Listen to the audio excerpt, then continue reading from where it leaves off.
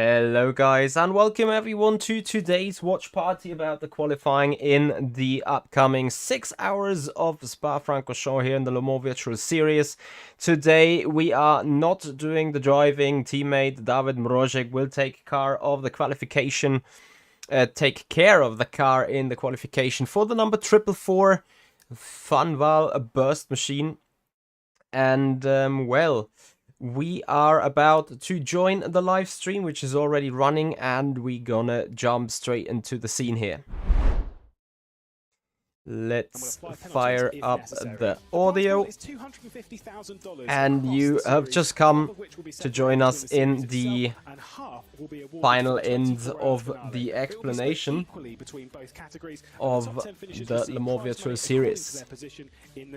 Christian Colombo, yes, new t-shirt. It is the Fanval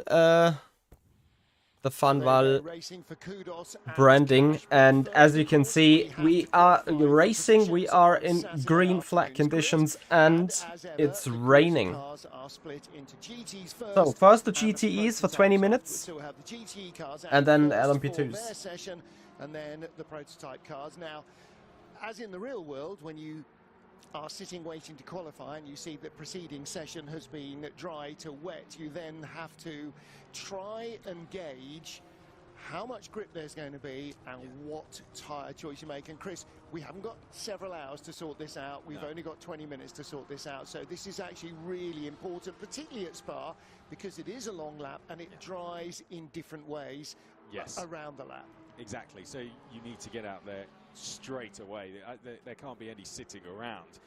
20 minutes is not a long time, so the drivers want to get out there immediately, started getting some lap times in, and that's what they've all done. I think everyone's pretty much left the pit lane and gone straight out onto the circuit. So yeah, it's as you said, it's going to start drying in different ways if that is going to be the case, but we don't know what the weather conditions are going to do. So you want to get out there and just start getting a lap time in, a banker lap, as you say. A bonker lap, indeed. Manager, we're one of the drivers.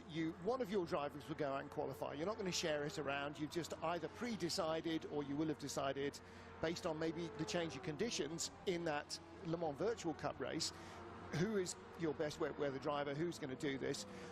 So what are we looking at? Well, rain tyres. That's the obvious choice because it's very easy to just bin it immediately if you gamble on the slick, if it's not slick territory. And we saw this in Monza, didn't we, that it started out where the slick survived because the rain was sort of light and drizzly, and then boom, when the rain really arrived, everybody dived into Enric Miro, thank you very much. Hey Laurie, how you doing? And clearly you can see the amount of spray, particularly in certain parts of the track. Christian, looking forward to see you out on the track. So what you're going to have to do Enjoy setting it up. is make the most of the slick where it counts, where it's really wet, and just try and keep it alive where it doesn't. Luckily, you know, we're only talking about trying to get a handful of laps. Yeah, go and get a good time in the rain. At the very end of the session, you know, if you're sitting in a good position, and as a driver, you'll be able to feel that grip. If you think, you know what, actually, I think we can try a lap here on a slick tyre, then go for it. But first of all, you need to be sitting in a good position to do that. So that BMW looks rather planted for the conditions, to be honest. Because if you're sitting down the order, very interesting. Maybe you can't take that risk. Well, take a look at the screen. You've got the external view of the BMW, but look at Kevin Siggy. Now, you don't see his hands, but you see his elbow. Not his elbows, his shoulders. Those are the top bits, you idiot, Martin. And you can see, you know, in a straight, completely, you know, calm and rested. But as soon as he gets to somewhere, I mean, again, you can see how much he's moving, how much he's working the steering. So that's replicated in the sim onboard shot. But it's really interesting watching the driver. That's what you don't get a lot of the time in real world racing, because you can't see the facial expression, you can't see the eyes, the focus you know is there, but here we can actually see it. So Kevin Siggy in the BMW, where is he so far? Okay, well, this is his first flying sector, yeah. So actually he's about second or third quickest at the moment. Hey Jerome, how are you? How was your race? BMW van and Turkish, yeah. So, and again, you know, we talked a little bit about this afternoon, about how the balance of performance works. The idea of balance of performance is that each of these cars whatever shape they are, wherever their engine is, however big or small or wide or narrow or tall or short or whatever they are, when they get to the end of the lap, Wow. they should be capable of setting an identical lap time to each other within thousands. The drivers definitely are, and so much of that, you know, balance of performance is trying to make sure that the cars are. Now you've got a front-engined car Interesting. here. You've got a rear-engine Porsche right behind. They're obviously going to generate their speed in very different ways. We will see multiple laps now, I'm afraid. Well, not afraid, actually that's great. Because as it's rain condition, you just keep running and running and running and running. Kevin, by the way, that shot's always great. I do always admire just how calm they are, because for me that would look a lot different. Yeah, Sharon, I think that's part of the system, that it can be different all around. Probably be a bit different for me as well. But yeah, we talk about balance of performance. This is certainly wet condition. You see a lot of spray, which means there is standing water on the track, and then you need wet tires for sure, Robert. They know where their car's going to be stronger, and they'll know that that's where they have to be taking advantage. Flavio, it's minimum tire pressure in any condition. So obviously tomorrow we will have driving action here on the stream. 6 hours. We are 3 drivers, so roughly 2 hours each.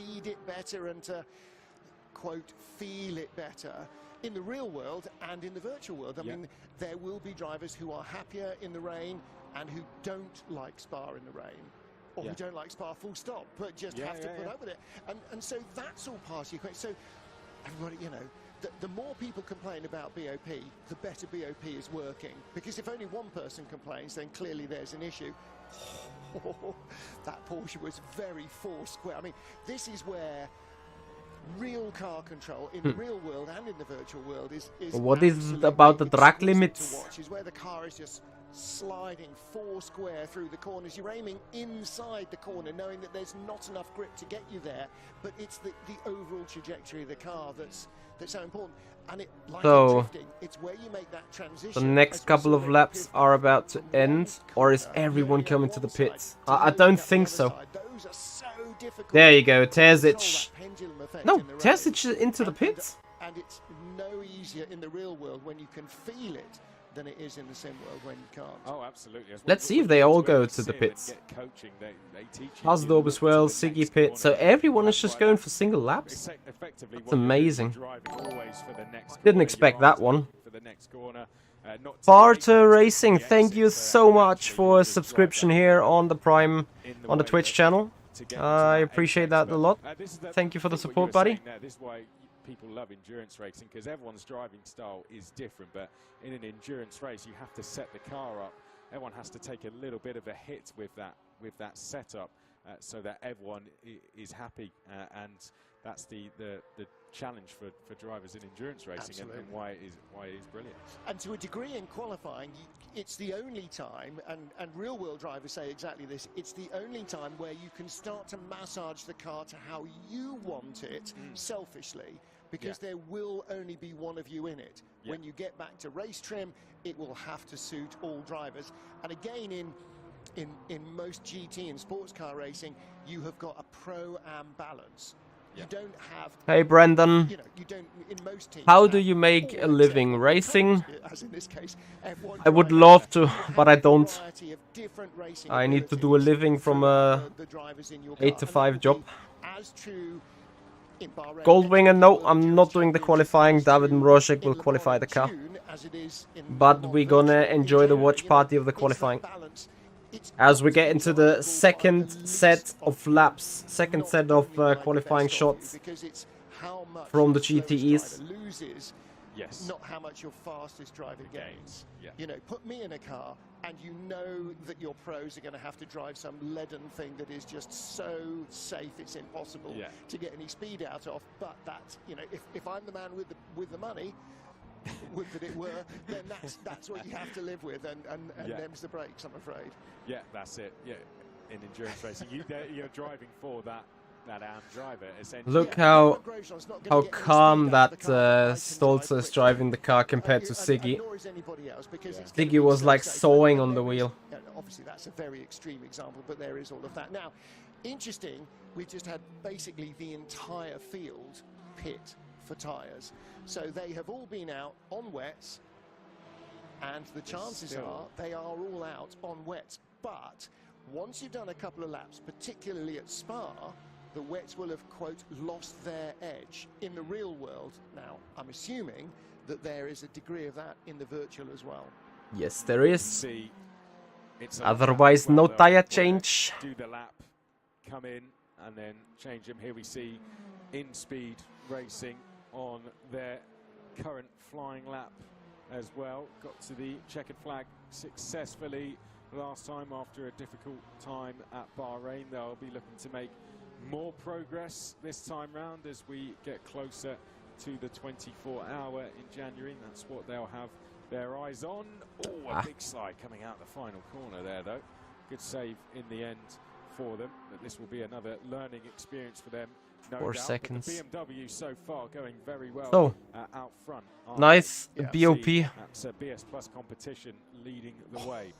Wow, that's very wide. That's it. Well, yes, I was going to say that's a degree So of BS trackiness competition there. has In changed the fact, I drivers. think he was in France at that stage rather than actually still in Belgium. So Alan Terzic has started, and then obviously Ibrahim Khan took over now, doing a lap. 77 is next after that. That's one of the Proton Coanda esports teams. There's D Station in the 777, Remy Delorme. And Remy Delorme was at the 24-hour of Le Mans this year, won the activation. We went and had a look at that as well. Yep, didn't we? Yeah, absolutely. Yeah, Brendan, of course, that would be a dream, but yeah, I'm not sure if it ain't happening. Literally take 100 sims there, and they would all be busy all the time. Yeah, the queue for it was always massive. There are no Thank you, amount of Forza. rigs you can take that Really will much set you up. appreciated. You know, there's 200 So great to hear you take a lot of impressions and inspiration from our channel, from our streams. Much appreciated, buddy. Tizzy Cap, welcome to the qualifying. The entire circuit, because of course part of it is permanently a racetrack, not like in the old days. So, you can't what's drive it happening? anywhere other than Siggy either getting a seat in a race with an improvement. on a sim rig. So yeah. And that's going to be even busier next year, isn't it? Yes, absolutely. Ooh, Oracle Red Bull, quick lap there. That's very good. Fastest of all in Sector 1. Kevin Siggy now goes top. Championship leaders, of course, as well. Not a good time for them last time out, but that first win with, of course... So I'm afraid the Ferrari is nowhere in the rain, since all Ferraris, P8, P9, P10, going along really, really well so far. 11 and 12. Finished 10th place last time out. They're in Not sure about the Porsche, as Castor obviously put it up to the front, but I think it's a BMW track, to be entirely honest with you. Interesting, the 77 Proton Commander Charlie Collins, he was sort of in the top 3 and then pitted, took tyres, went out, came straight back in. Is anyone going to gamble? Have we seen anyone gamble yet? Is it getting drier? You see, the bits where it's dry are fine. It's not the bits where it's dry that you're going to fall off, are they? You know, it's the bits where it's really wet where you're going to fall off. And can you make up enough by being able to really let It is definitely dry. You see no spray behind the cars on the racing line. Tiptoe around where everybody else is using wet. I don't see that balance has changed yet. Of course, you know, it's that classic, you know, Senna Schumacher thing. They go into the pits, particularly you think of races here at Spa, in these kind of conditions. They go into the pits and everybody goes, oh, that's insane. And then you go, oh my God, he's made it work. You know, and so there is a degree of that until somebody's proved that it works. Everybody watches everybody else's sector times, but I think. Let's see. I don't think it's a smart call to put in slicks. I might be wrong, but I don't think so. SF Velas, currently the Ferrari there. Cap, I'm driving tomorrow in the race, not today in the qualifying. In the standings. Well, Sim Marinello, that's a great time from them. Yeah. Just shy of a podium both races so far. Looking at Charlie Collins there, and again, you know, that Proton Co-Anda car, that's his out lap, but he's stuck behind somebody. So what's he learning? He's not learning anything because he's up behind the Ferrari. Now, is he up behind the Ferrari because he could be going quicker, or is he up behind the Ferrari because that's where he came out? Where he's not going to go quicker is here. Yeah. And unfortunately, you make up more in the slow corners than you do in the quick corners, which makes no sense to anybody who's not a racing driver, because you think, no, you must make up more by going quicker in the quick stuff, but it's absolutely not the case. Andonovski, that has just peeled off into the pits, is Red Bull. It's very close out front, isn't it? 21 thousandths between our top two.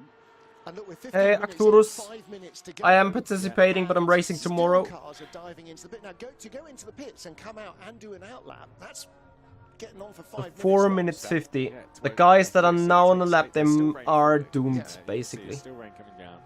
Maybe in our next session. I see Karsdorp. The LMP session. He is on a hot lap, but nothing too special in the first sector. That's the only time we might. At least not purple. I don't think the GT cars are drying it out enough. I just genuinely don't think they are.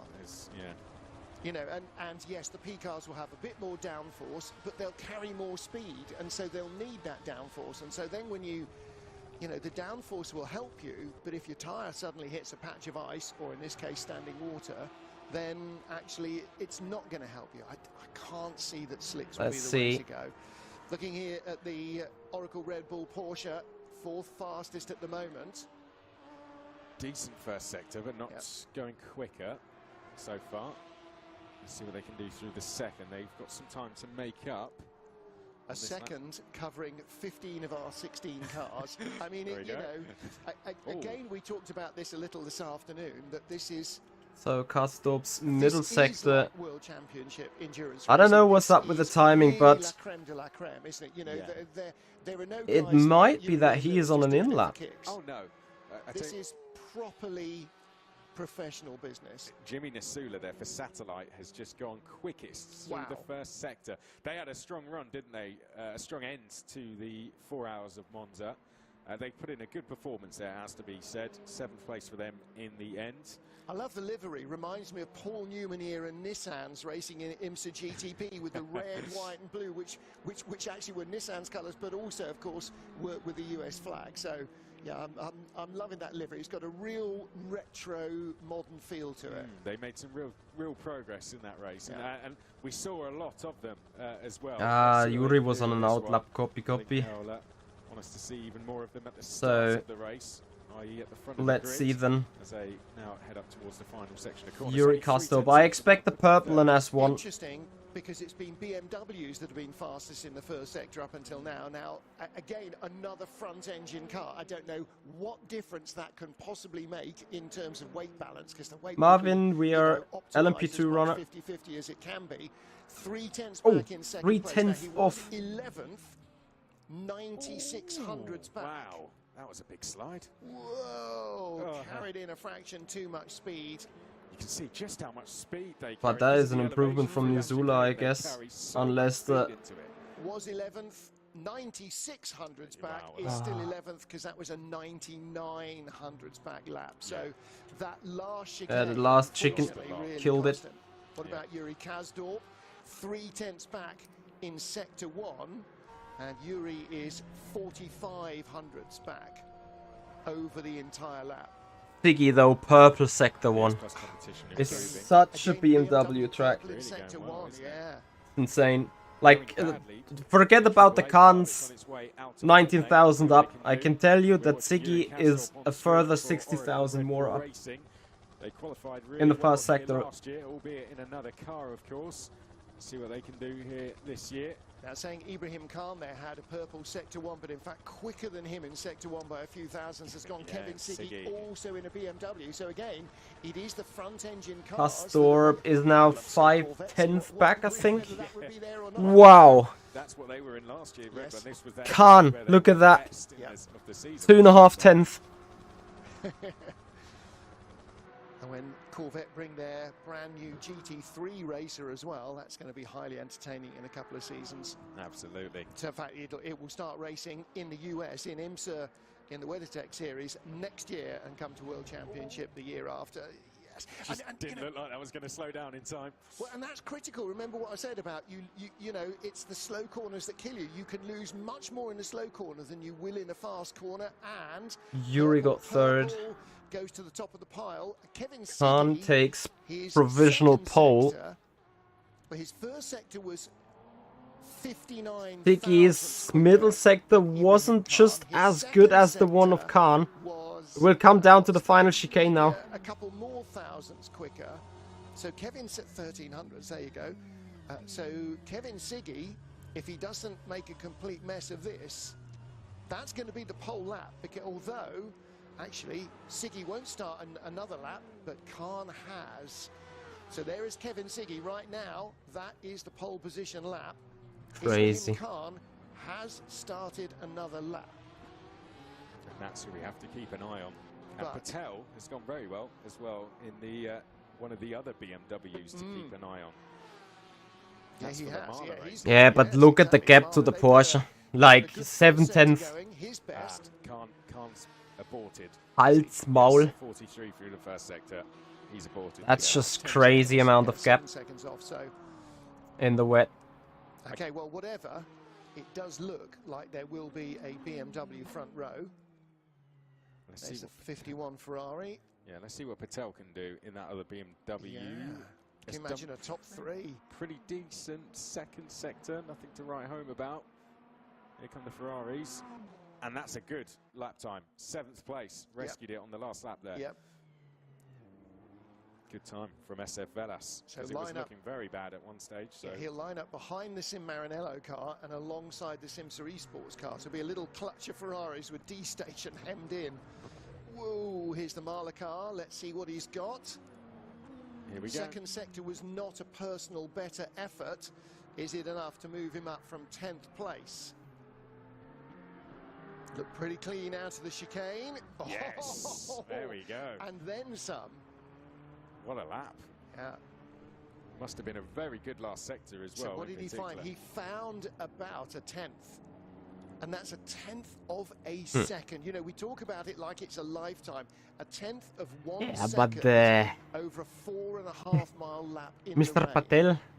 I mean, 7/10 of the other BMWs. Motorsport can be, isn't it? But as you said, I mean, it's a tricky to drive car though. Like the BMW is very, very, very twitchy and stuff. Not a particularly easy car to race with. But yeah, Ferrari, P6, P8, P10, P12.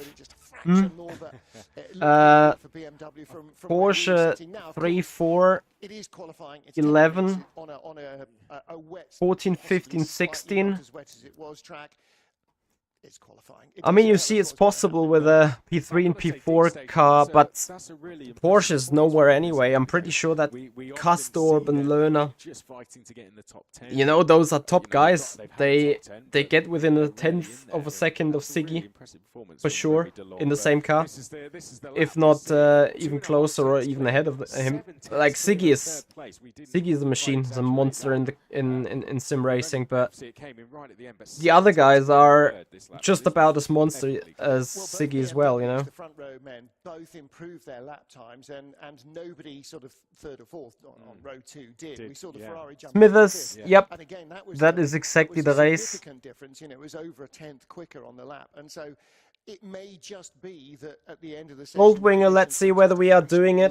The good news is yes, Verstappen is going to be in the race. You know, we saw a bit less spray, but again, it's, you know, it's just all down to yes, Flavio, always the minimum tire pressure. Something about the way the BMW makes its lap speed actually helps it in these conditions.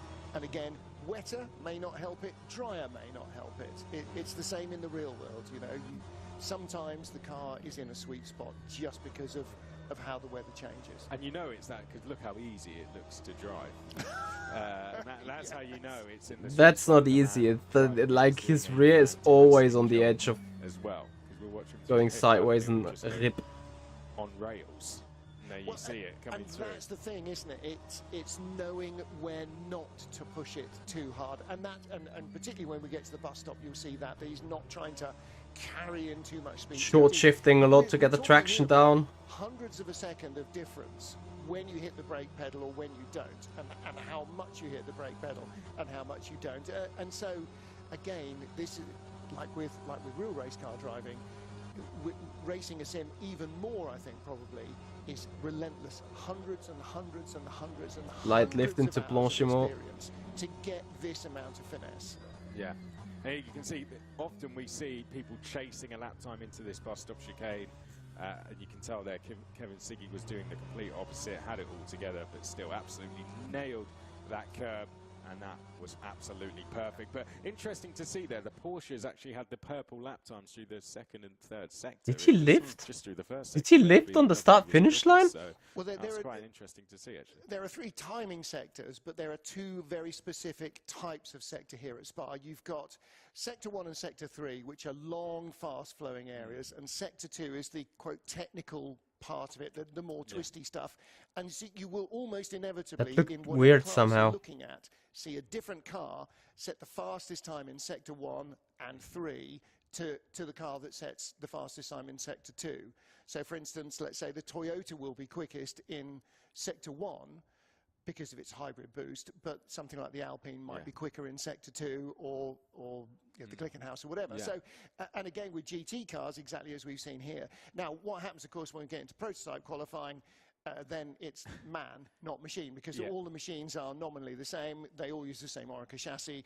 They all use the same Gibson engine. They all use the same Goodyear tyre. So, and I imagine that they will all, certainly to start with, be on the wet tyre. So it will be who knows Spa best in these conditions. And that's going to be interesting.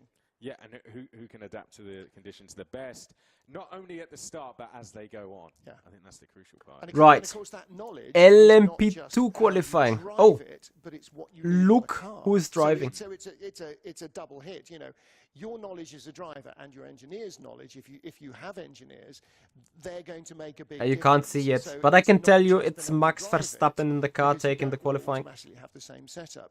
You will set the car to get what you want from it, to suit your driving style and to suit the conditions as you see them. So, you know, again, you can't automatically say, oh yeah, they were always quickest. They were quickest last year. They were quickest. Unless doesn't matter. Alcamel is still Really wrong. doesn't matter. That's the great thing about Might weather. be. You know, they say We'll so see. often that it, you know, just tears up the form book, and that's absolutely right. So you can put your money on a dozen cars, probably for a front row start. So, yeah. And when you look at the names on that list, any one of those could go and take pole, really. They're that talented, you know. It's that, and there's some pretty big names on there. Yeah, absolutely. Both in esports and in the real world. So combining those together is the beauty of this championship. I think you've got to say that the chances are. And there's some pretty big names in this session as well. Yeah, just looking at live time. Oh, okay. So what we were told earlier, no, it's not quite necessarily what we were expecting to happen. What you kind of expect is that mind-blowing. Will put their absolute best sim expert in, because they're much more likely to have the most knowledge of the conditions, the car, and yada yada yada. Anyway, guys, for tomorrow, 13:45, we will go live with the watch party, or with obviously the race when we're taking the start. Green flag has dropped, so the LMP2 qualifying is on, and I'll be right back, guys. When it's wet. It's Riedfeld qualifying. Yeah, I would have been surprised to see if it was Verstappen, really. Yeah. Or you some pick it out of cases, a hat and go, none of us like the wet, so. Or in some cases, the boss. So, just so you work it out. Right. Green flag is out. Session is live. We have the clock running. So there's 30 seconds. Everybody has left the pit lane, and probably no surprise that nobody is waiting for a gap in traffic. So away they go. It's going to be interesting to see exactly who comes out on top here, and by how little, or conversely by how much. I mean, again, it could be if the rain has stopped, you know, within a couple of minutes. The rain hasn't stopped though. The very last car across the line has the least worst conditions and gets the best lap. But it actually, there's much more spray than there was. Now, of course, these, first of all, there's a few more of them. Look at the train. Class, and secondly, they're a very different kind of car, and they hoover a lot more water off the track. So there looks like there's more spray when the track is no wetter than it was. The rain's still coming down, though, isn't it? Yes, it is, isn't it? Yeah. It's we are not going to be trifling in getting the slick tyres out of the oven, I don't think, in a 20-minute session. No. It's just far too much spray coming off. The rain doesn't look like it's stopping. No. And you can just see the track. Tells the story there. Who's in the number 4 Floyd Van Woolburst car? Yevgeny Simoncic. Saw Mikkel Schmiedel just elbowing his way by there on the way up to pit. Get out the way. I want a bit of clear running in front of me. I don't need you in front. So, you know, it's all about speed. It's down now, all about performance. Yeah, well, I think Yevgeny was trying to leave a gap. But it's a race, as it's our sister car, actually my own car, that is having because there is that the first go. Let's push this, David. That point of the circuit, you know, everyone forms a line at that point, and you all let each other get some space, and away we go for a lap. But sometimes it is, and this is the example. This is why it is the race to get out the pits and round to this point, because you don't want to be at the back of that queue and your tyres cooling down. No. However, lots of them are. Yeah. Which then makes you think, okay. Arguably, David has the least good track conditions though at the minute. Exactly. Of running up with a quick lap. Yeah. So 444, the car rotating all over the place. I'm sensing this might possibly be Mitchy Hoyer behind the wheel. Let's scroll down and have a look. Oh no, it's not. So Dan Rocek is in Thank you, Martin. By known for such a flamboyant driving style. James Baldwin out there as well, who won the Motorsport Games event very recently. He's going to be out there as well in the number 63, the AMG car. Marcel Chinchik for RHG Esports. Romain Grosjean part of the race tomorrow.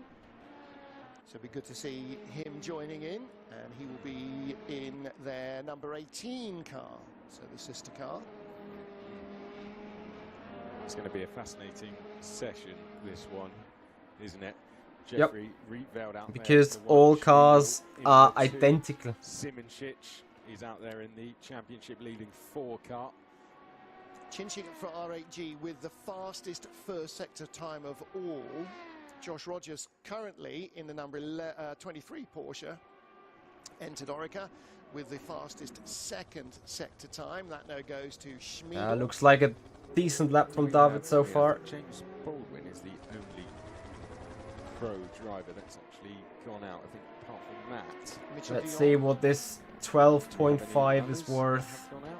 I think that might be it. I think other than that, it is all the experts, if you like. So Josh Rogers, Mitchell de Jong, 1-2 at the moment. Nikodem Wisniewski goes 3rd quickest. And Chinchik goes 2nd. So Wisniewski down to 4th. Spork, Baldwin, Mrocek, who just bounced in there. No, that's okay. So that is your first foray. Porsche Coanda and RHG. To 11.824 on the board there. Any 12.0, 2/10 off. Fastest sector 1. Actually, Chinchik has just improved on his sector 1 as well. So again, we will probably see what we did in the GTs. I would assume they'll get a couple of flying laps in, and then come in, put fresh tyres on, do it again, go again. Yeah. I think something similar. Although no one's gone quicker on this second lap, only Schmiedel. Yeah. So will we see them all come in if that's the case? That's a very good question, actually. Who's that? Who's this? No, seemed to be an all-white car, but that's the that's the misting effect, I'm afraid, of the low cloud. Who has stopped there? We'll find out. Schmiedel is the only one, isn't he, that's going that's going quicker. Other than that, they're all going slower. Was that Alberto Giranella? Mexico racing team has had a 1:09 sector 2. Someone, yes. Yeah, 1:09.5 yeah. is 7.5 seconds off the pace. Yes. Yeah, there you go. Yeah, he's driving on slicks, huh? And again, just a a salient indication of how wet it is. We saw that in the Le Mans Virtual Cup race, that if you touch the wrong curb in the wrong place, like being on a motorcycle, it basically spits you up the road. Yeah, but he was on a white flanked tire, so he was on the soft. Make any difference. So that process took 7.5 minutes. So is Smeedle going to end this lap, or? 6.5, sorry. Yeah, out the pits, 1 flying lap and an in lap. Yeah. So it's a 4-lap session, maximum, absolute maximum in the rain. So not even, it's a three fast laps, isn't it, basically? Because that's 18 and 19 minutes. Yeah, it's going to be close, isn't it? Yeah. They're going to have to do this very quick and not be queuing up at the end. Yeah, again... Or it's going to be to do this, this is going to be close, but imagine it will be do this process maybe a couple more times. Both Porsche Co-Anda cars, straight in, straight out, Josh Rogers and Mitchell de Jong.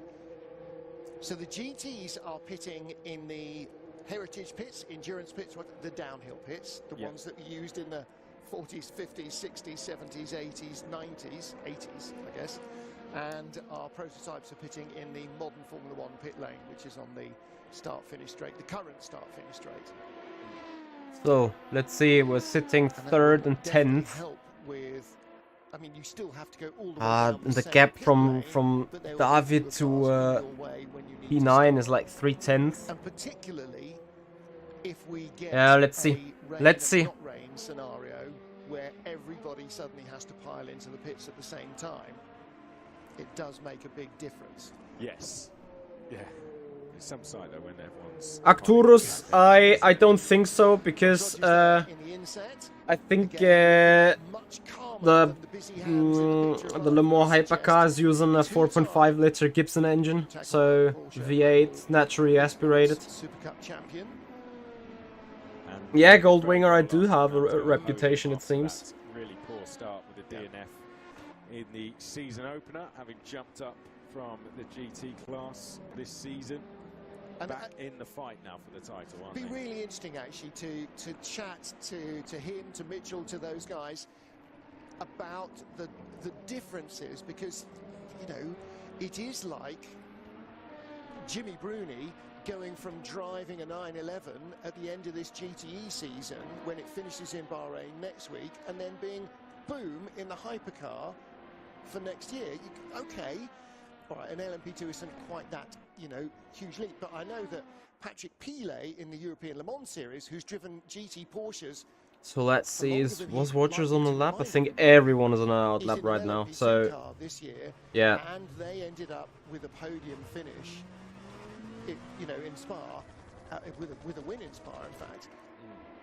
I don't think he's ever been happier, even when he won his class at Le Mans in GT Porsches.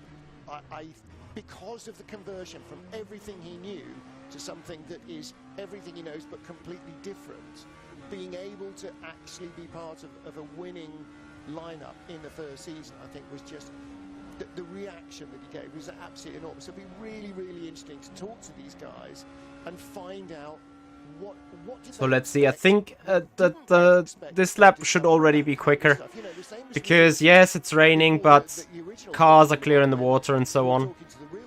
There you go, the young purple S1. Dropped into real world teams. That clash of cultures and those differences. And you clearly see a dry line there, where there's less water on.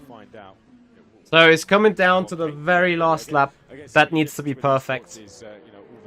This is basically just warm-up. Things like this at a very high level already as well. And to a degree for fun as well. What they are known for is their results in GT cars, but again, the chances are they will have tried their hand at just about everything going, which again is not something you can do in the real world. You don't get the endless repetition. Nikodem Wisniewski for Williams, AMG team Williams. It's going, and Baldwin is going very well through the first sector likewise. Yeah, Jack Baldwin's just about everyone in the top 10 improving, except for the top 2, who are 2/10 clear. So we could see things get even. Wow, but Rogers with a purple middle sector already improving on his lap time. Pinchik quite identical, just 14 thousandths off Rogers in the middle sector. De Jong in the middle sector also just a couple of tenths. Middle purple, but yeah, that's all the cars that are coming now. They are just taking the drier line, you know.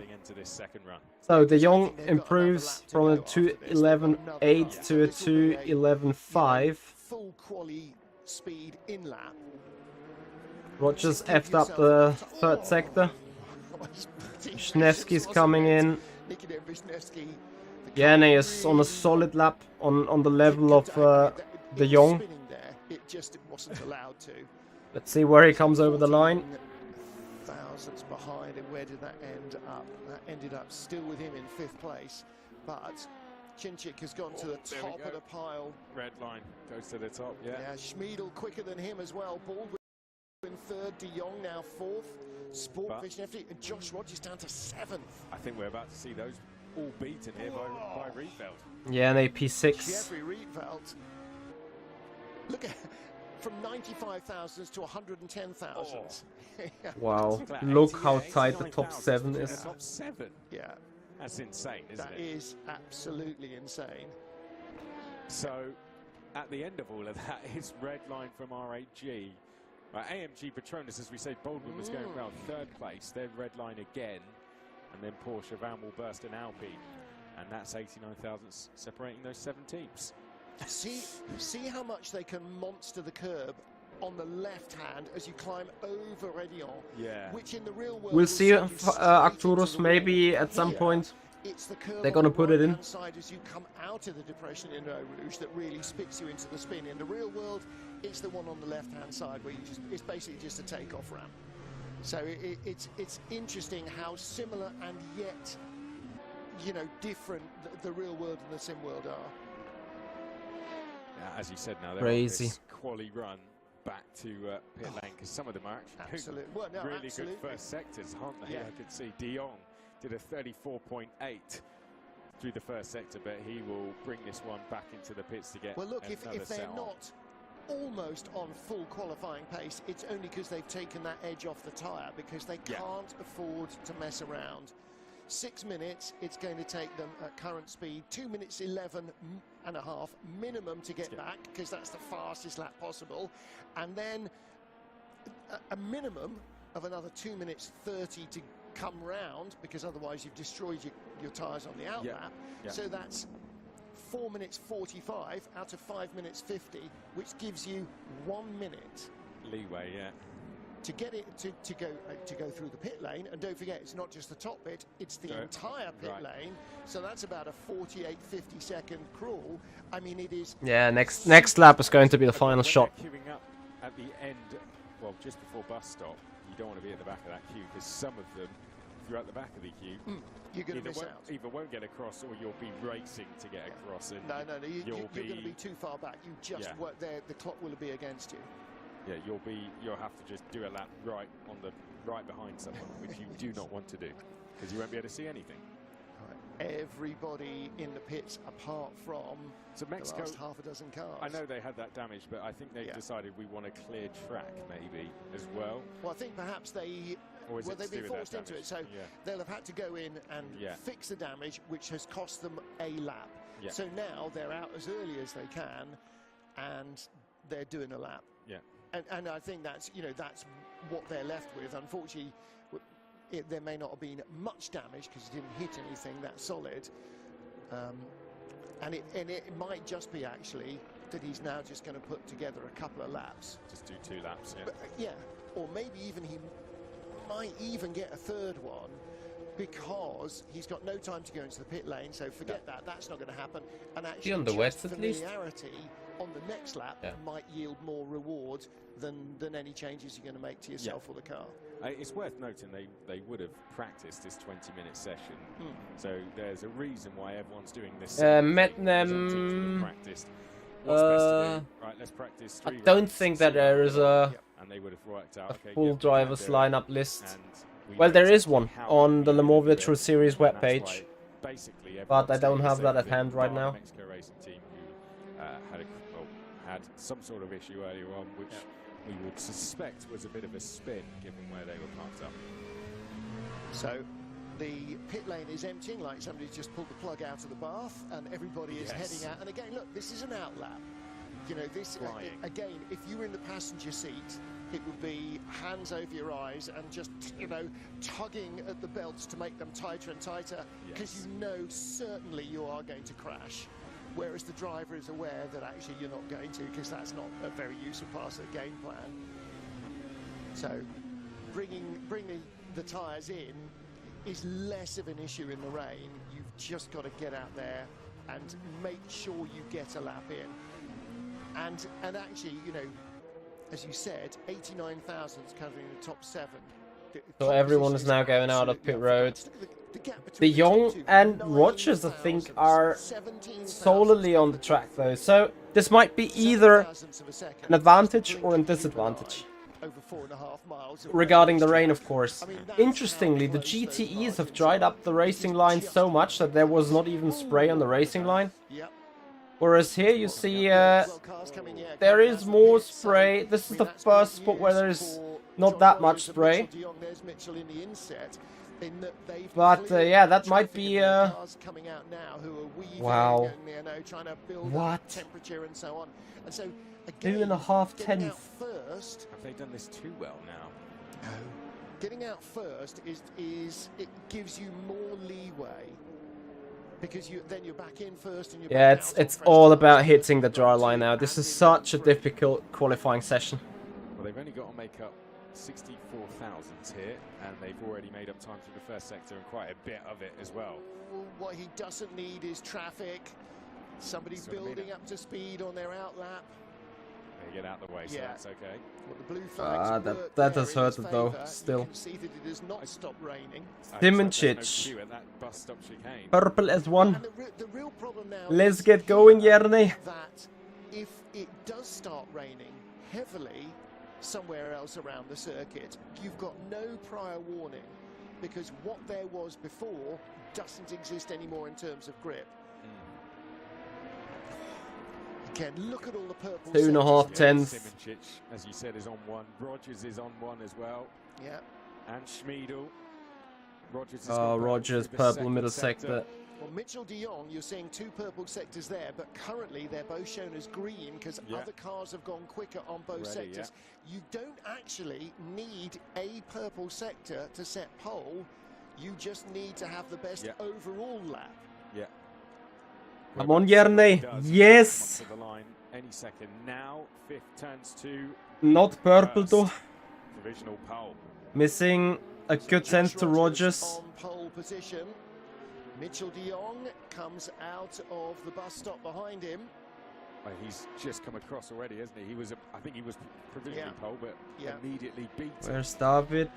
Solid first sector between Jernej and Rogers. So timing wise, Schmiedel missing time on the middle sector. So Jernej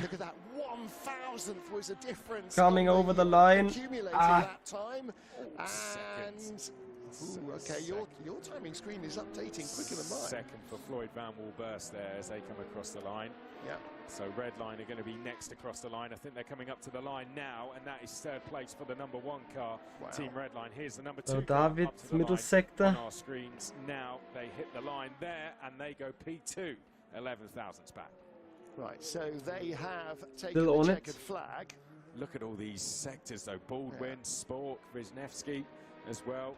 We could see even more improvements, and there goes one. Sport goes 4th place for Alpine. So he is up to the 2nd row of the grid. That's a brilliant result for them. Jeffrey Rietveld in 5th place. Mitchell de Jong now down to 6th.